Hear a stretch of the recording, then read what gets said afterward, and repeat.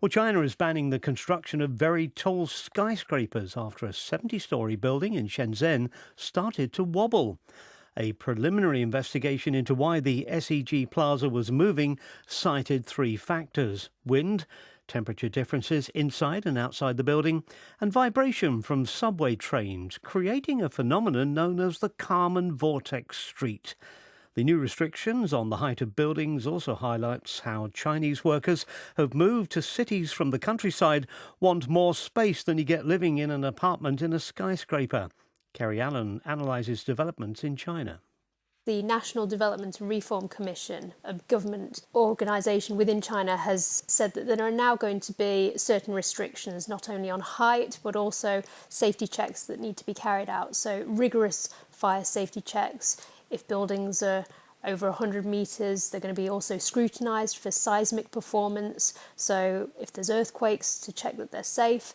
A lot of guidelines very much linked to safety. And the theory is in China that this is very much off the back of an incident that happened 2 months ago in Shenzhen, where a building that was over 300 metres tall started wobbling. Well, across the world, about 70 buildings are higher than 350 metres, more than 1,100 feet, and interestingly, more than 30 of them are in China, which says maybe a lot about the Chinese construction industry. It is, I suppose, a new era, a new thinking coming in the country about what kind of housing's needed for people in the future as to the makeup of the population changing.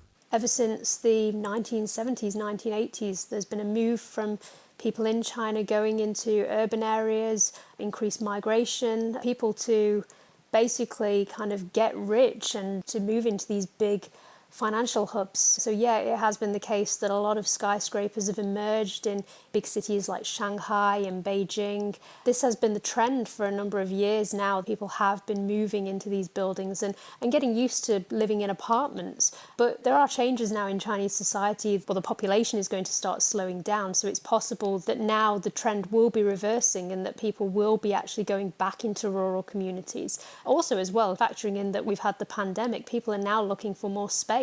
They don't want to be in tiny little buildings in urban centres. If you look at countries where tall buildings have been put up, like in Canary Wharf, in that business district in London, Manhattan in New York, the big Burj Khalifa in Dubai, it's always a sign of economic prosperity. The buildings owners think they can fill them with companies renting office space or workers perhaps moving to the city.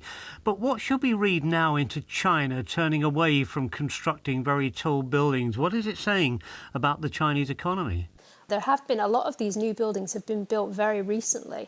And in fact, the biggest one at the moment in China is the Shanghai Tower, which is 632 metres tall.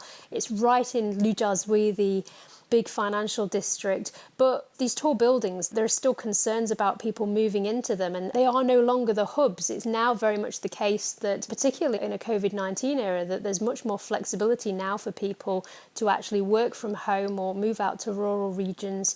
People don't particularly want to go into these huge hubs anymore. They're recognising very, very quickly that there are opportunities to not be based in an office and to work remotely. The majority of reaction on platforms like Sina Weibo, which is China's version of, say, Facebook or Twitter, people do get concerned about safety checks, and they really do think that we don't need this. It's okay to have buildings that are half that height, and even then they're probably too tall. BBC China analyst Kerry Allen.